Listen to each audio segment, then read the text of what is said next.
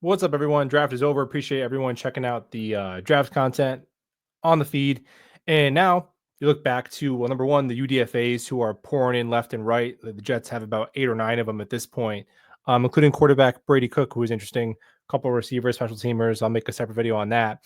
But now you kind of look back to the pro market and you say, okay, well, are there any players who are left who are free agents who could maybe fill a role on this team? And there's 5 that I think could. Now, obviously, it is April and they're free agents for a reason. So there will not be any first ballot Hall of Famers on the list. But number one is Adarius Smith, who I've talked about for a while. I do think you could argue at any position, he might be just the best available player who's still a free agent.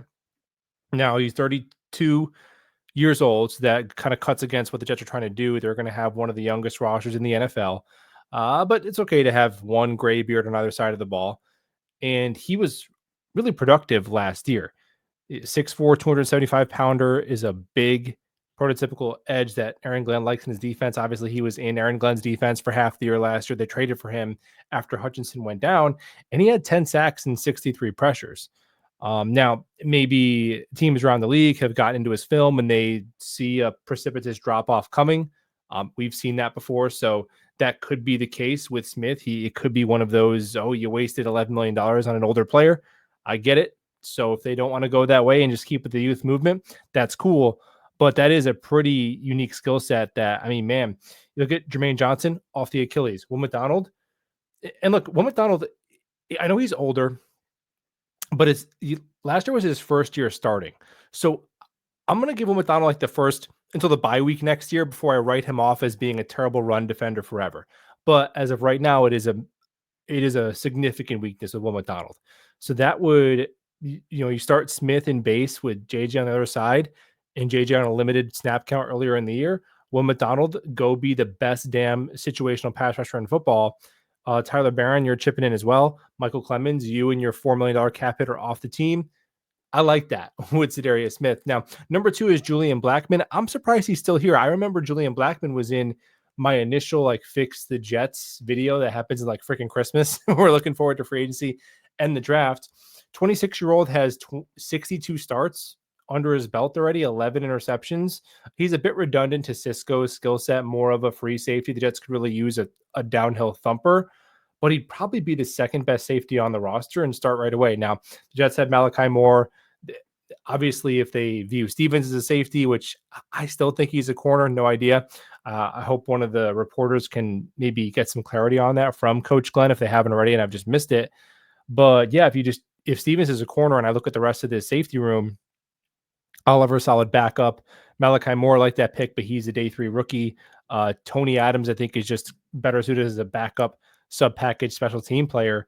Julian Blackmon probably comes in and starts next to Andre Cisco, and he's young enough to where like make it a 2-year deal. Keep him around for a few years if you want to. So kind of surprised his name is still here.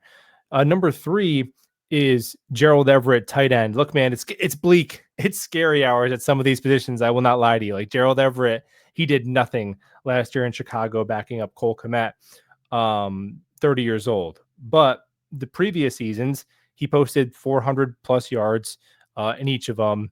And the Jets have like one career receiving touchdown combined in their entire tight end room as it's currently constructed. Mason Taylor should be tight end 1 over Stone Smart and Jeremy Ruckert in pretty short order. But Mason Taylor was 20 years old when he's been drafted. And don't let Brock Bowers fool you. Tight end is typically the longest developing position besides quarterback in the NFL. So the Jets could use somebody who's like just caught NFL passes before in the tight end room. Like he's basically kind of Tyler Conklin. Like he's not a great blocker. He's not super elusive. So, but he's caught freaking passes, man. You know what I mean? So there's Gerald Everett. He might be, honestly, he's worse than Tyler Conklin. So I don't know, man. If there's another tight end you guys see out there, let me know. It's a tough one. Now, defensive line, particularly defensive tackle, tough as well. I kept searching through all these defensive tackle names, and I wanted to find one defensive tackle that's a free agent that has even mediocre run defense analytics. Doesn't exist. Like Linval Joseph used to be that guy. He's a free agent. He's 37. He hasn't been good at even defending the run in 3-4 years. So I came up with Taven Bryan, who was a defensive lineman who was previously on the Colts. And look, he's on the right side of 30 by a little bit, so he's 29, and he's been on an NFL roster for 7 straight seasons, has 46 games started under his belt. He's more of a 3-4 defensive end, so that tweener type. He's like a little bit under 300 pounds, but his run defense, just the analytics of it, were better than a lot of these prototypical run stuffing guys. So I think he could offer some alignment versatility with Aaron Glenn's defense, because Aaron Glenn had a rotational edge last couple of years who was like 285 pounds. So Aaron Glenn likes some size on the edge. So he kind of honestly, he's Henry Anderson. That's who he is. You miss Henry Anderson? Probably not. But is Henry Anderson, do we have a 7-8 defensive lineman better than him? Maybe not. 13 sacks in his career could maybe play a role for this team. Finally, number 5 is Dalton Reisner, who's a guard who we've talked about a couple times the past couple of off seasons, doing the whole, are we going to sign Reisner and move ABT to right tackle? I feel like we did that for 2 off seasons. And he's ton of starting experience, but he's fallen off the past 2 years. Play really regressed. The interior offensive line in Minnesota was not good last year, and he was a part of that. But now it's like, okay, you're not a starter anymore. Now you're in the high-end backup part of your career if you want to play for that kind of money. The Jets signed Josh Myers. Great. He's never played guard. I don't even think he played guard at all in college. So Josh Myers is strictly a backup center. Perfect. But the Jets' primary backup guard is Xavier Newman right now. So he would bring some experience and stability at both backup guard spots. And then you'd have like Myers and Reiser. Now, if either Simpson, Timmon, or ABT have to miss time, you'll feel, I guess, better than most teams would at that spot. So those are 5 names to look out for.